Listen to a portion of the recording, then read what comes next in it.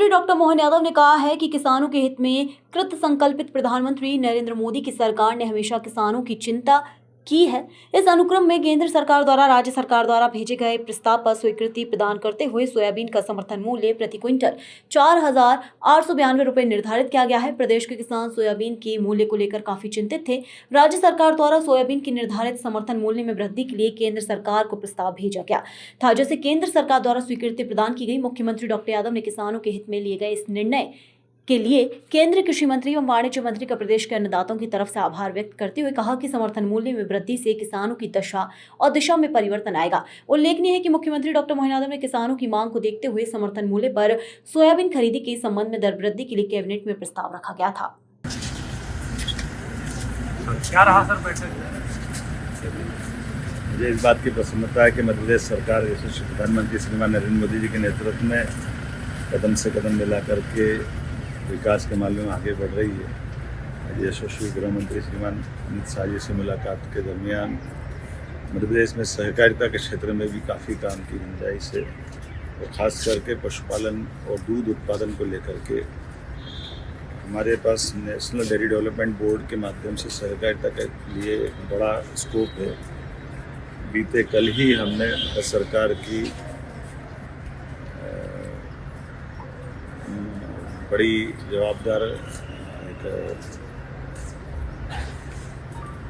खास करके उपभोग के साथ साथ फूड इंडस्ट्री में बढ़ावा देने की दृष्टि से दूध इंडस्ट्री को बढ़ावा देने के लिए कल ही नेशनल डेयरी डेवलपमेंट बोर्ड के साथ स्टेट गवर्नमेंट ने MOU किया है और जिसके माध्यम से मध्य प्रदेश में दूध उत्पादन को बढ़ावा देते हुए किसानों की आय बढ़ाने के लिए एक MOU हुआ है और इसमें भारत सरकार लगातार मदद करेगी, जिसके माध्यम से 11,000 गाँवों के अंदर किसानों की दूध की कीमत भी उचित मिलेगी और दूध के माध्यम से उनकी आर्थिक संपन्नता की दिशा में ठोस कदम होगा।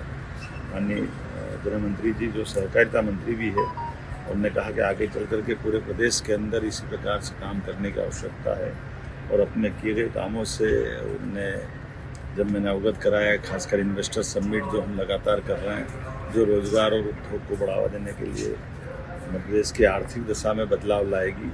इसी प्रकार से मैंने उनको धन्यवाद दिया कि हमारी सोयाबीन की फसल के लिए जो सरकार का समर्थन मूल्य है उस पर किसानों को लाभ मिलेगा 4,892 रुपये में। तो ये उनकी स्वीकृति मिली। कृषि मंत्री जी ने भी इस पर सहमति दी और मैं अभी पीयूष गोयल जी के वहाँ जाने वाला हूँ।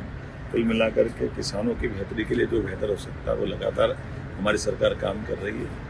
मेरी अपनी ओर से माननीय मोदी जी और माननीय अमित शाह जी सहित सभी मंत्रियों को।